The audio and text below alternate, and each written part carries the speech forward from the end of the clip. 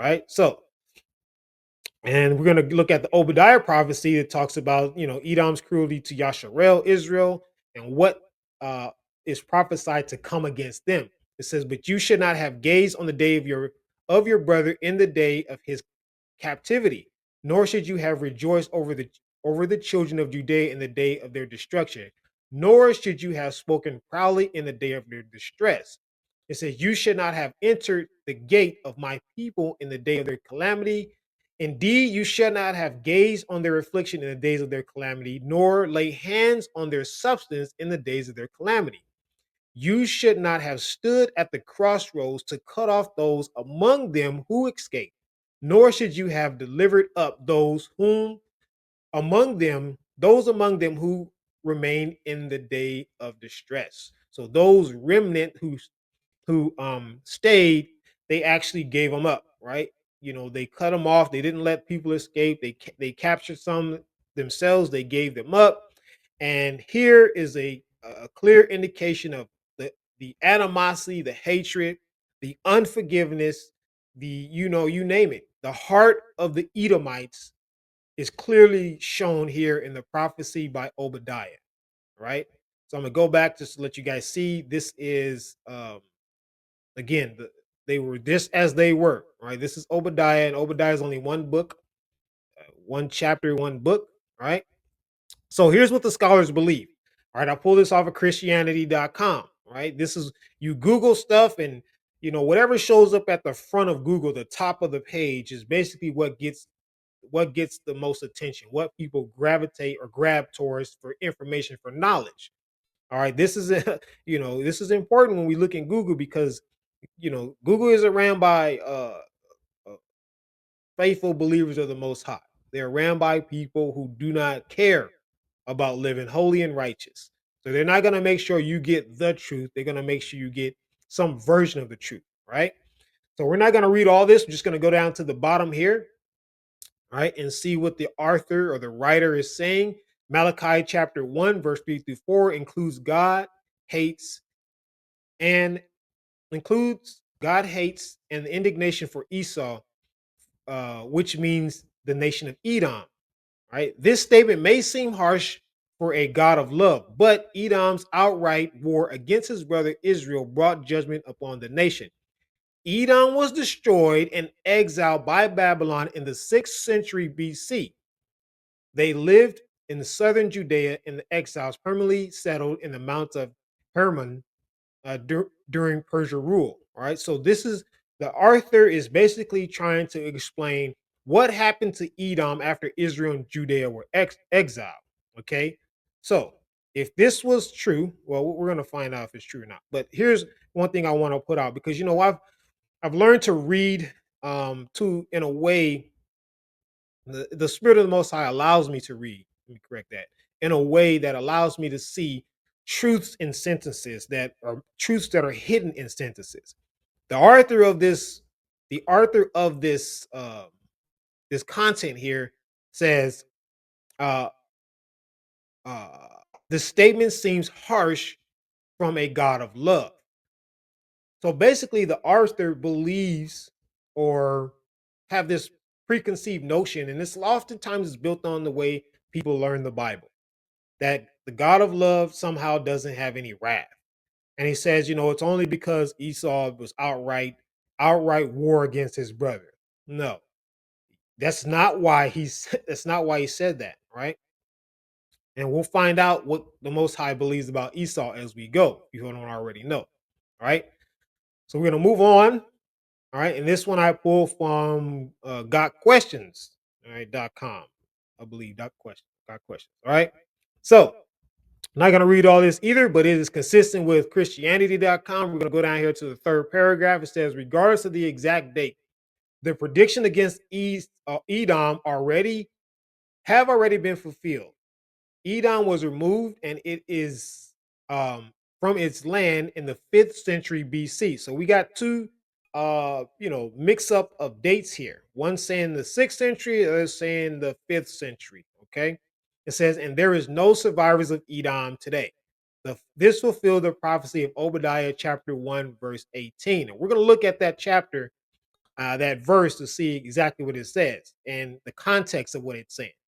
It says, they shall burn them and consume them, and they shall be no survivors of the house of Esau. Some uh, some first century leaders, we don't have to read all that, right? I just want you to see that piece right there. Okay. This obviously this video will be on YouTube. You can go back and look at it. Unless they pull it down because truth don't shine too bright on these platforms. So all right, so we're gonna move on a little bit. All right, so let's look at this timeline about the prophecies when it comes to the judgment of Edom before the 6th century BC. All right, so you had a prophecy first made by Joel, or between 830 and 789 BC. Right, then the next one came, and it's Amos who's talking about Edom and their judgment, 790 between 779 BC. Then Isaiah 760 to 681 BC. And of course, Jeremiah, approximately 626, 585 BC. And then you have the um the two different understandings based on scholars' belief is that the judgment happened, Edom was destroyed by Babylon in the 6th century, or it was during the 5th century that the uh Nabateans conquered uh the Edomites, Edom. All right. So this is what the scholars have put together. All right. So we're gonna slide over to the next one, and I just want to tell you, stop if you don't already know. Edom was never destroyed. Edom was defeated. All right. We will rebuild. We're gonna look into some scriptures to help support this truth by the word, not by what I think, or I'm not a scholar, so you don't have to worry about that. All right. Obadiah prophesied in 590 590 to approximately 590 to 586 BC, right? And it says it's not just the Esau, Edom, or the nation, Edom by himself, but it's the nations included, right? Verse 15, it says, for the day of the Adan is upon all the nations is near. As you have done, it shall be done to you. Your reprisal shall return upon your head. I highlighted the day of the Adon because he hasn't came yet. He hasn't came back yet. Right? We all know through New Testament scripture, which is pretty much what most churches teach. Only they narrow in that teaching, and they will tell you the Messiah came and he walked the earth. He healed. He preached the gospel. He got his disciples. So we all know that to be true. The day of the Adon is the day he returns, the final day where he comes to do away with the enemy. So why would Obadiah be prophesying about uh, the day of the Adon when it comes to Edom and the nations if Edom is destroyed? Right? Verse 16, for you have drank of my holy mountain, so shall all nations drink continually. Right? Yes, they shall drink and wallow, and they shall be as though they had never been. Like, what is he talking about here? Right? Just as you drunk on my holy mountain. Basically, he's talking about the people of the Most High that has been destroyed, that has been that has been suffering through the hands of the wicked. Right? They're gonna pay for what they did. Right? Uh, verse 17, it said, "But as the mountain of Zion, but on the mountain of Zion there shall be deliverance, and there shall be holiness. The house of Jacob shall possess their possessions." Right? The house of Jacob shall be a fire, and the house of Joseph a flame, but the house of Esau shall be a stubble. They shall kindle them and devour them, and no survivors shall remain of the house of Esau, for the Adon has spoken. Again, the context of this prophecy is speaking of the day of the Adon. The Adon is the Hebrew of Lord or Master. Okay. When the Master comes back, he's talking about the judgment that's going to be on the nations and Esau. So obviously, you wouldn't make a prophecy about something we know the Messiah hasn't come and done yet, it and include Esau or the Edomites if they're not here, right? So this is again another important piece, right? And also again talks about the righteousness, the holiness, and how the house of Jacob will get their stuff back. All right. So then we go into um the next so Yahweh declaration to to Obadiah is pending. And why? Because at the end of the day, Jacob has not received their stuff yet. They have not, Israel, Yasharel have not uh got what was promised to them, right? And this is Jeremiah chapter 30, verse 3, right?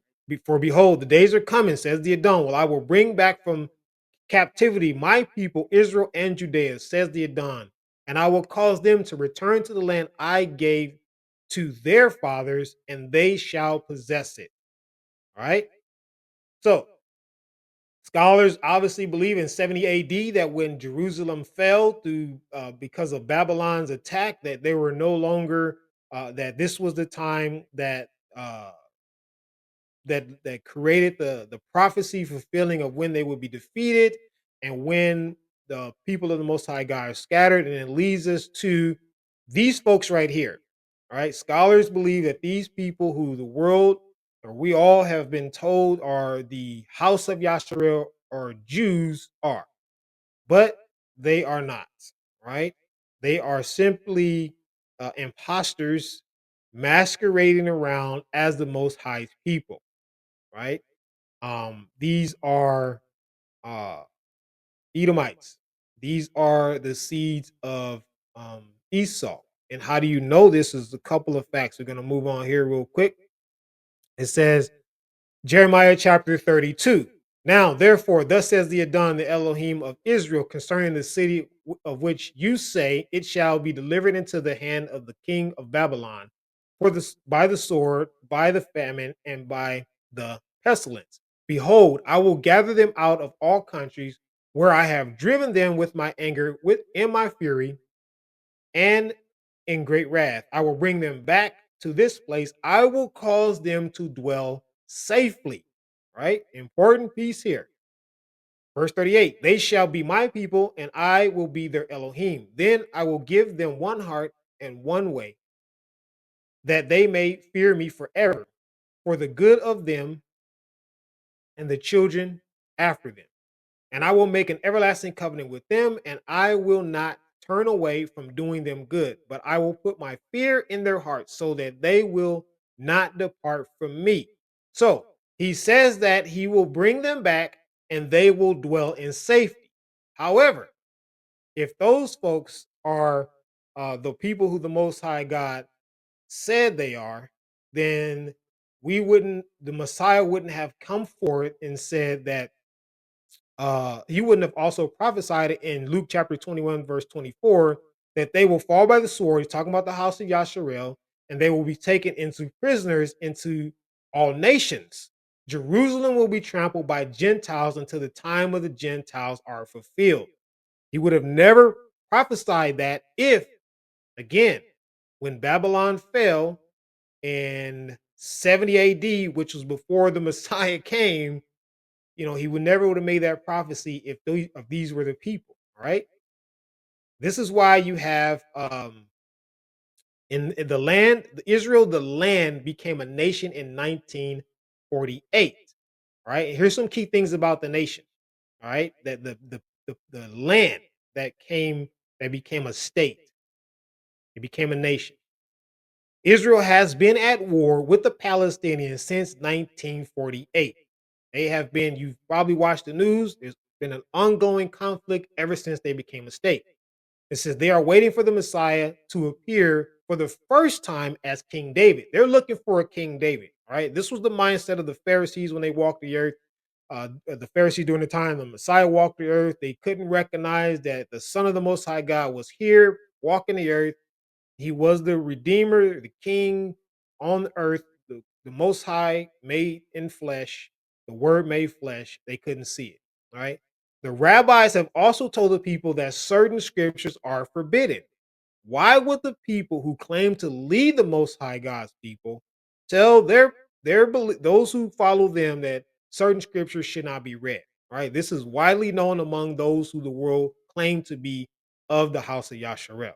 All right. Also, important factor here. Muslims control and dictate significant parts of Israel to this day, right?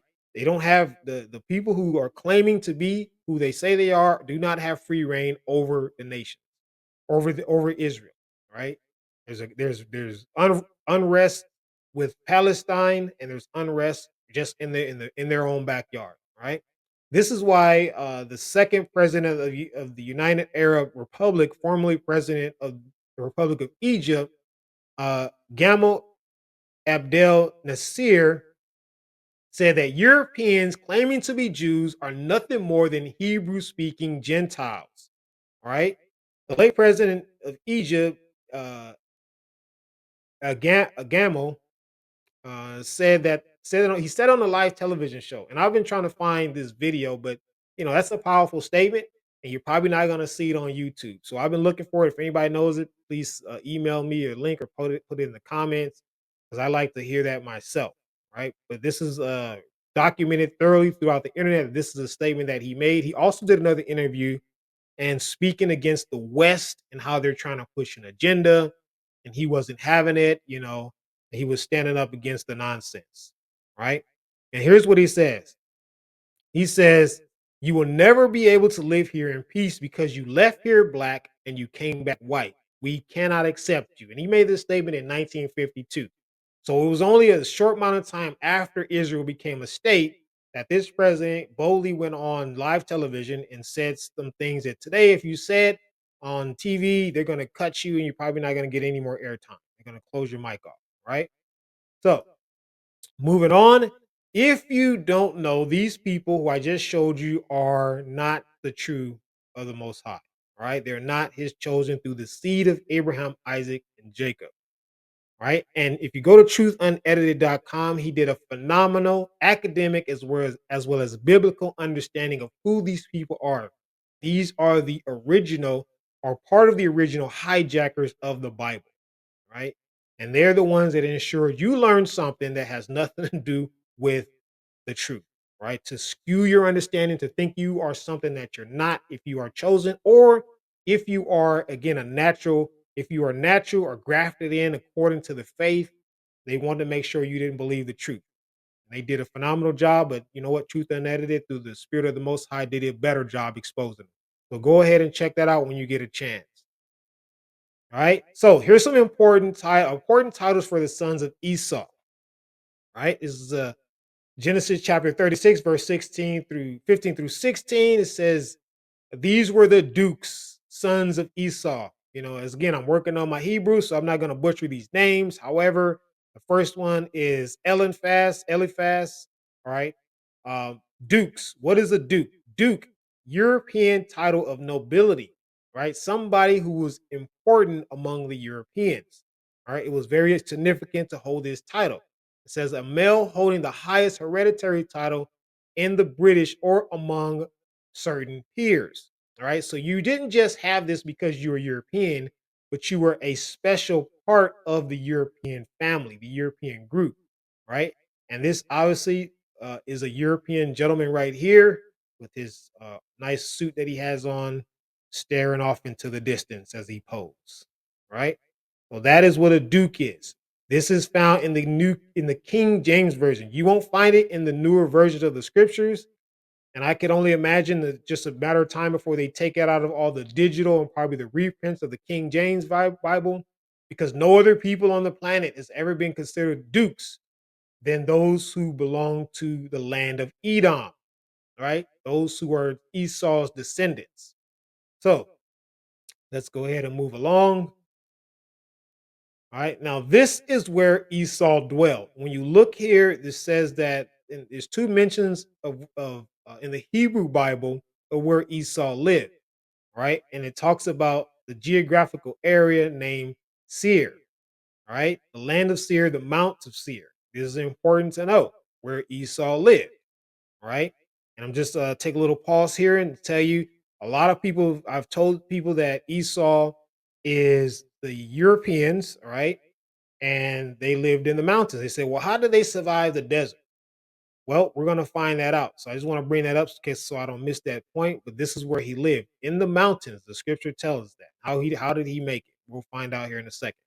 Here are some more pictures to let you see how they basically dug into the rocks, how they live in the rocks. You can take away these tents here on the picture of the right. It's not actually those that they weren't there during the time Esau was living. This is modern day dwellings, right?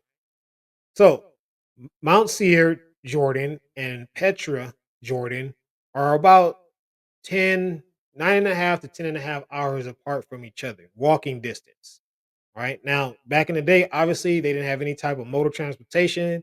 And if you had something like a chariot, you were of nobility, you were up there on the high ranks, king running the show. Somebody carried you or some horses pulled you along the way.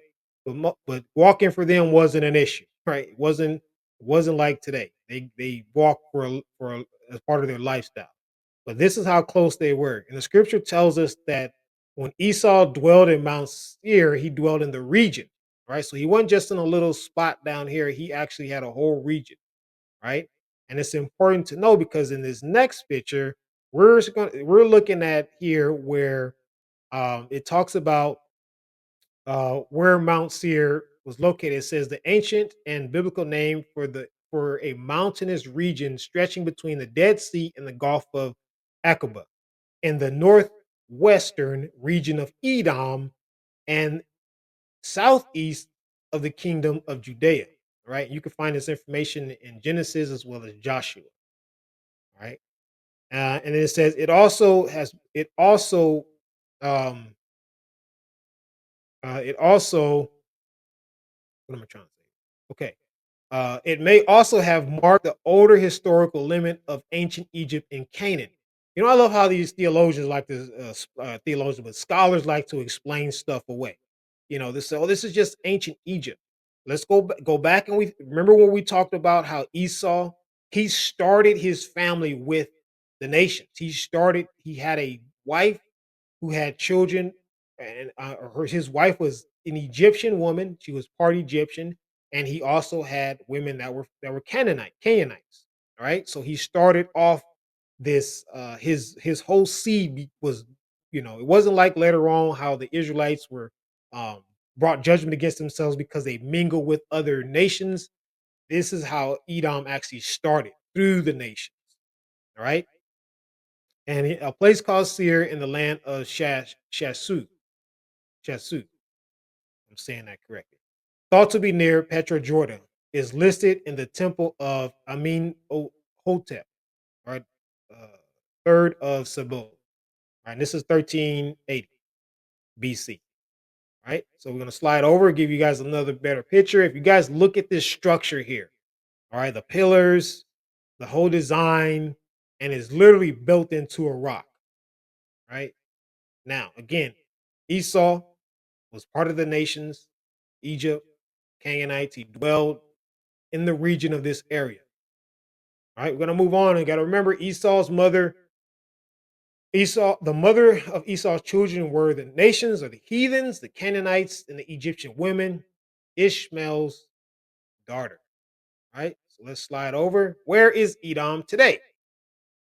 I've already explained that in a simple way. We're going to get into a little more detail because again, it's important to know.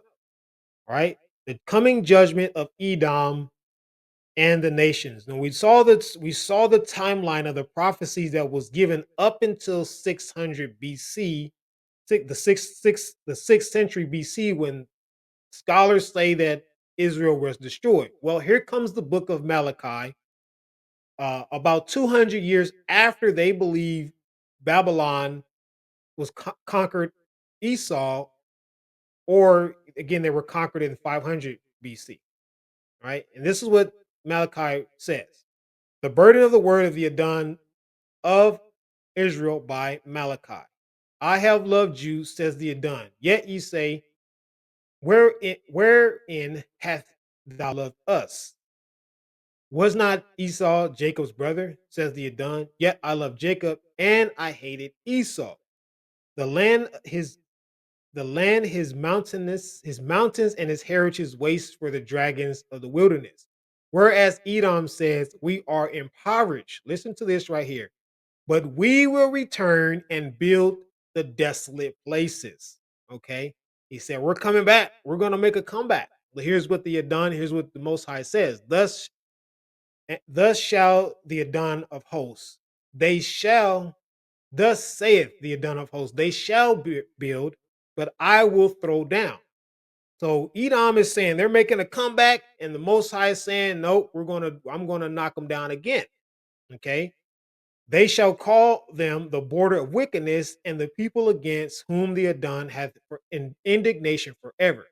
And your eyes shall see, and ye shall say, the Adon will be magnified from the borders of Israel. All right, I'm gonna move on. Here is Edom today. All right, this is where Edom exists everywhere. Right, Baptist church. You see the same design. You got the design here in the top middle.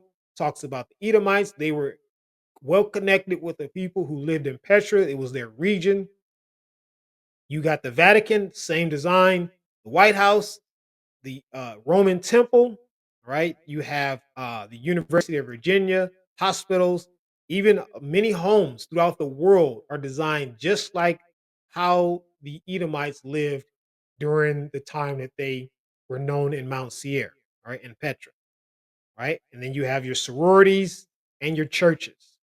Right? Most of these churches, I live in Atlanta, Georgia, and there are a lot of churches, Baptist churches, Methodist churches that have this same design.